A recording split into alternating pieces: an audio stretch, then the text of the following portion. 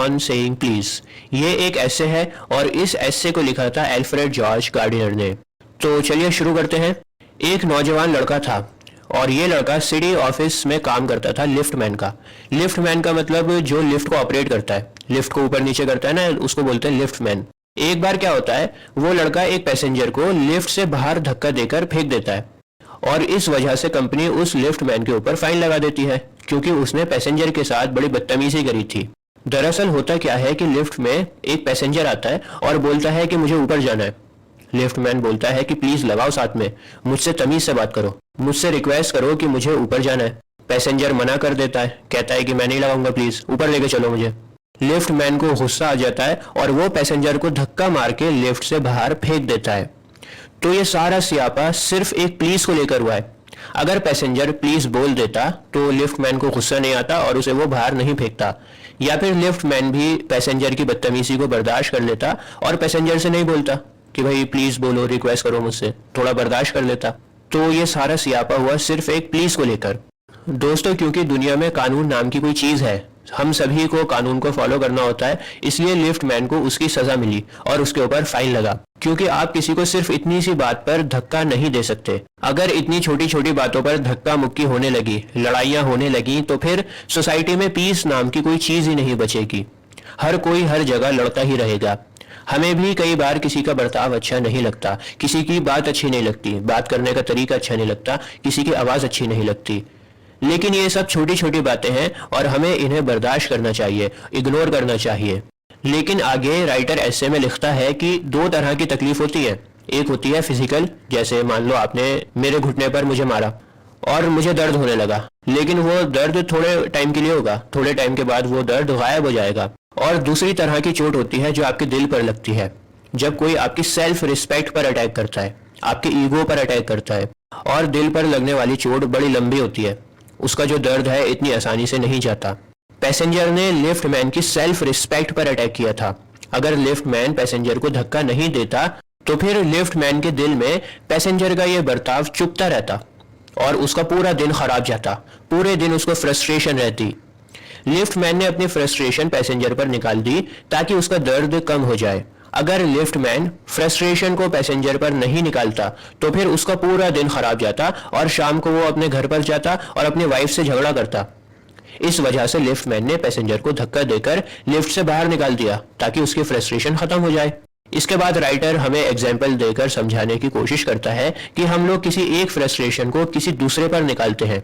For example, पापा घर के हेड हैं, पापा को उनके बॉस ने डांटा, पापा ने वो फ्रस्ट्रेशन मम्मी पर निकाल दी, मम्मी को गुस्सा आया, उन्होंने अपने बड़े बेटे पर निकाल दी और फिर बड़े बेटे ने अपने छोटे भाई पर निकाल दी फ्रस्ट्रेशन। तो इस तरह से जो फ्रस्ट्रेशन होती है ये फ्लो करती है, आप किसी पर निकालोगे, दूसरा किसी और पर निकालेगा। और इसी वजह से बैड मैनर्स बहुत खतरनाक होते हैं। पूरे साल जो हम गुनाह करते हैं वो गुनाह हमें इतना नुकसान नहीं पहुंचाते जितना नुकसान हमें बैड मैनर्स पहुंचाते हैं। यहाँ तक कि जुर्म भी हमें इतना नुकसान नहीं पहुंचाता जितना नुकसान बैड मैनर्स कर देते हैं। और बैड मैनर्स के लिए कोई कानून नहीं है। कानून आपसे ये नहीं कहता कि प्लीज बोलो, स्माइल वाले फेस से बात करो, अच्छे से बात करो, अच्छी टोन में बात करो, ये सब कानून आपसे नहीं कहता, इसके लिए कोई लॉ नहीं है।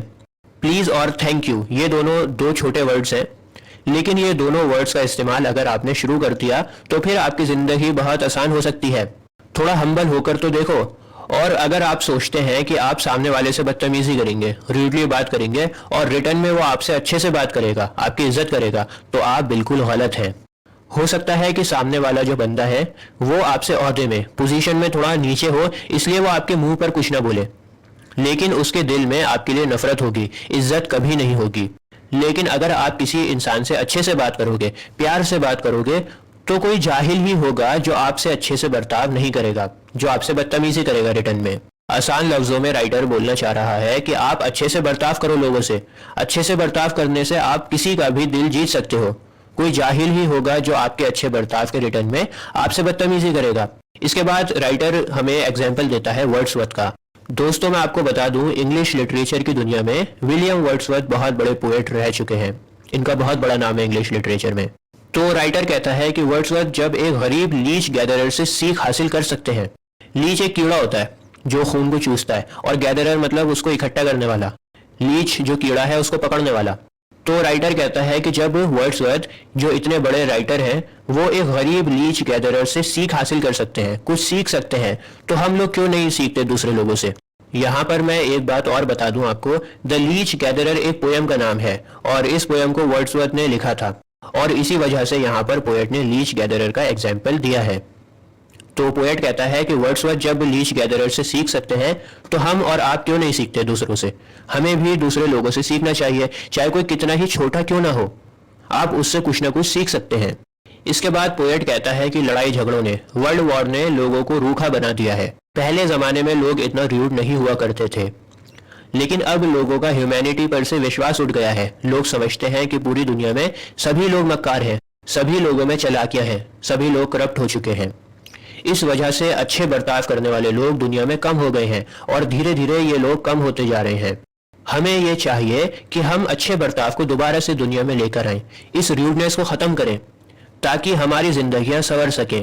राइटर आखिर में लिफ्ट मैन को बोलता है कि अगर मैं लिफ्ट मैन को एडवाइस दे सकता तो मैं उससे बोलता कि आप अपने पैसेंजर को धक्का मत दो, आप अपने पैसेंजर से नरमी से बात करो ताकि उसको शर्मिंदगी हो और अपने बर्ताव पर पछतावा हो। धक्का देने के बाद आपने अपना ही नुकसान किया है, लेकिन अगर आप उस पैसेंजर से अच्छे से बात करते तो फिर आप अपना बदला ले सकते थे। उस पैसेंजर को अपने बर्ताव पर पछतावा होता और तब तुम्हारी असल जीत होती, तब तुम जीतते। इसके बाद राइटर कहता है कि नरमी से बात करने वाले की भले ही ऊपरी तौर से हार हो जाए, भारी तौर पर हार हो सकती है नरमी से बात करने वाले की, लेकिन अंदरूनी तौर पर उस इंसान को सुकून मिलता है, अंदरूनी तौर पर उसकी जीत होती है। मतलब मान लो आपकी और मेरी लड़ाई हो गई, लड़ाई में गलती मेरी है, लेकिन आपने मुझसे लड़ने की बजाय मुझे माफ कर दिया। अब बाहरी तौर पर ऐसा लगता है कि आप हार गए, लेकिन अंदरूनी तौर पर आपकी जीत हुई है। द पोलाइट में lose the material advantage but he always has the spiritual victory. इसके बाद राइटर हमें एग्जाम्पल बस कंडक्टर का भी देता है। राइटर कहता है कि अगर बस कंडक्टर का बर्ताव अच्छा हुआ तो बस में आपका पूरा सफर अच्छा गुजरता है, लेकिन अगर बस कंडक्टर का बर्ताव अच्छा नहीं है तो फिर आपका पूरा सफर बेकार गुजरता है। राइटर कहता है कि एक बार मुझे ऐसा लगा कि मैं अपने पैसे घर पर भूल गया।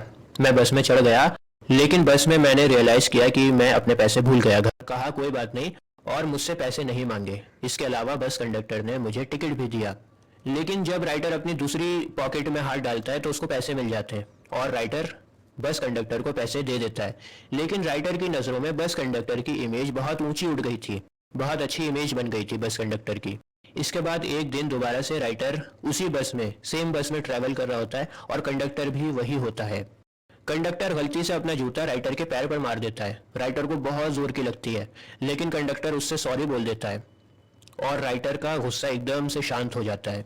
तो दोस्तों, इस ऐसे में एक ही चीज को बार बार अलग अलग एग्जाम्पल से देकर समझाने की कोशिश की गई है कि आप अपनी लाइफ में हम्बल बनो। अगर लोग आपके साथ रूडली बात करते हैं तब भी आप उनसे नरमी से बात करो। अगर आप ऐसा करते हो तो आपकी जिंदगी बहुत आसान हो जाएगी और आप किसी का भी दिल जीत सकते हो। तो आपको ये वीडियो कैसी लगी मुझे जरूर लिखकर बताना।